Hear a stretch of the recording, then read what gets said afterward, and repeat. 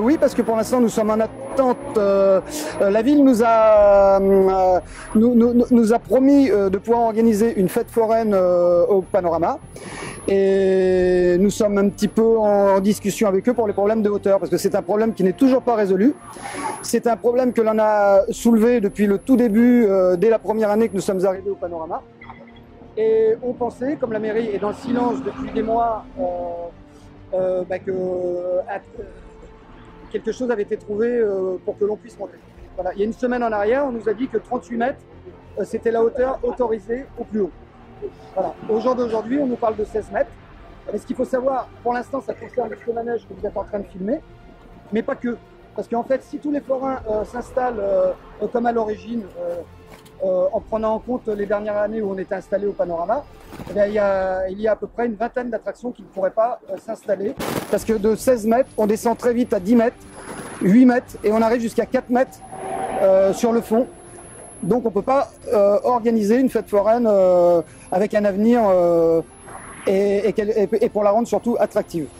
Qu'est-ce qui fait que vous êtes gêné par la hauteur? L'aérodrome. Et avec la mairie, le plan de vol de l'aérodrome. Et la mairie refuse, disons, le dialogue? Pour l'instant, on attend un rendez-vous. On ne peut pas dire que la mairie refuse, parce que je pense qu'ils vont, après réflexion, nous recevoir et nous écouter ou nous donner des solutions. Parce que nous, pour l'instant, on veut enterrer l'âge de guerre, reprendre le dossier de la fête foraine. On veut que la fête foraine redémarre. On pensait que la ville...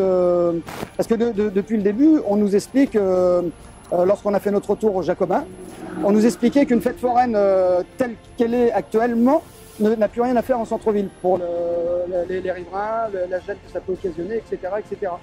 Et que c'était que le Panorama qui pouvait recevoir une telle fête foraine. Donc nous, vous avez vu la presse, vous êtes du Mans et vous connaissez, on s'est battu pour regagner les Jacobins. Maintenant, ça y est, ça c'est l'histoire ancienne, on n'en parle plus. On accepte aujourd'hui de revenir au Panorama et sur le terrain, on s'aperçoit très très vite qu'on ne peut pas faire une fête foraine digne de ce nom. Parce qu'on pense que la ville du Mans mérite une fête foraine digne de ce nom, avec des manèges actuels. Et l'engouement pour la clientèle en 2021, ce sont des manèges aériens à très grande sensation.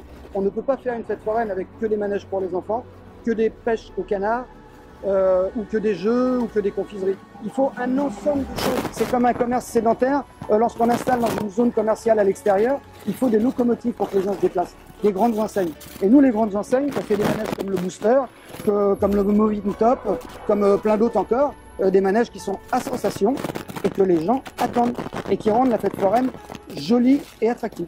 Jusqu'à quelle hauteur vous êtes autorisé? 16 mètres, monsieur. 16 mètres. 16 mètres. Et 16 mètres, mais ça descend très très vite. C'est-à-dire que 16 mètres, c'est... En fin de compte, on focalise sur ce manège, mais on noie le poisson. Parce qu'en fin de compte, le problème, il n'est même pas là. Parce que vous voyez, si ce manège ne s'installe pas, et qu'on veut suivre la législation du plan de vol de l'aérodrome, il y a plein de manèges qui ne pourront pas s'installer. Des palais du rire, des châteaux hantés, d'autres manèges à sensation avec des décors, etc. Ils ne pourront pas installer leurs décors. Même des stands ne pourront pas lever leur enseigne. Vous voyez, ça va un petit peu loin. Je ne sais même pas si à des endroits on peut circuler avec nos camions qui font 4,20 m, 4,30 m de hauteur. Voilà, je pense que même on est hors cote avec certains camions, déjà. Donc si on ne vous donne pas l'autorisation pour certains manèges, comment ça va se passer? Parce que vous faites votre ouverture samedi. Oui. Comment que ça va se passer? Eh bien, on va faire encore abstraction, malheureusement, de la fête foraine du Mans, parce que nous sommes solidaires et nous sommes engagés par rapport à nos collègues de pouvoir faire une fête foraine digne de ce nom ensemble, et pas faire une fête foraine de quartier, isolée, avec quelques stands, quelques manèges très très bas. Donc évidemment, si on n'a pas la possibilité, on demande juste une dérogation. Juste une dérogation pour ce manège, pendant la durée de la fête foraine, avec peut-être des contraintes qu'on pourra peut-être réfléchir et s'y plier. Et pour le reste des manèges, eh ben, on se charge de refaire une implantation pour qu'elle soit attractive et qu'elle soit dans les normes de hauteur. Ces manèges, si vous ne pouvez pas les installer, c'est quand même un investissement très important. Oui, c'est un investissement très important. Et nous, dans notre jargon, on appelle ça être sur chariot. C'est-à-dire que si on ne s'installe pas à la fête foraine du Mans, c'est au pain sec pendant un mois, avec les charges à payer, etc. Il faut savoir que, comme beaucoup de commerces sédentaires, également, on a été touché terriblement par le Covid. Là, on a un redémarrage dans toutes les villes de France qui ont été où les fêtes foraines ont été accueillies les bras ouverts par les gens, parce qu'on n'a jamais eu autant de monde dans les fêtes foraines cette année, tellement les gens, on leur a quelque part manqué.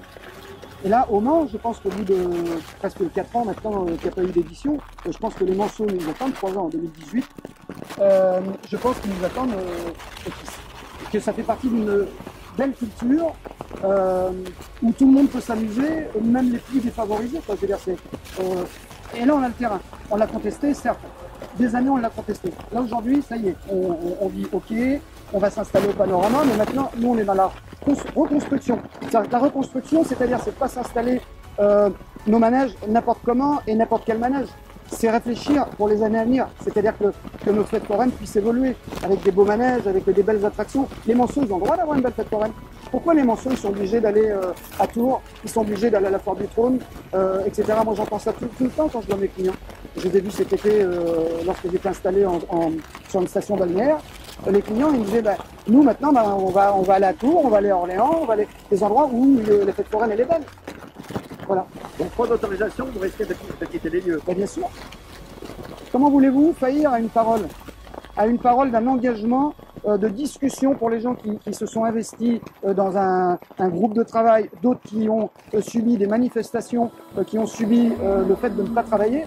Comment voulez-vous leur dire écoutez, maintenant, voilà, on a décidé, on va faire une fête foraine, elle est comme ça, hein, c'est une fête foraine de quartier, il y aura juste des manèges à faible hauteur, et puis il y en aura beaucoup moins, et de moins en moins, parce que, étant donné qu'elle ne sera pas attractive, elle sera de moins en moins, et puis voilà, donc on est quand même de toute façon appelé à mourir. Alors autant crever l'abcès aujourd'hui, et on va dire, ça passe ou ça casse, je pense que la balle, on n'est pas là pour compter les points, mais elle est quand même dans notre camp, parce qu'au jour d'aujourd'hui, on a remballé nos querelles d'antan, et puis on est prêt à ouvrir le dialogue et à travailler.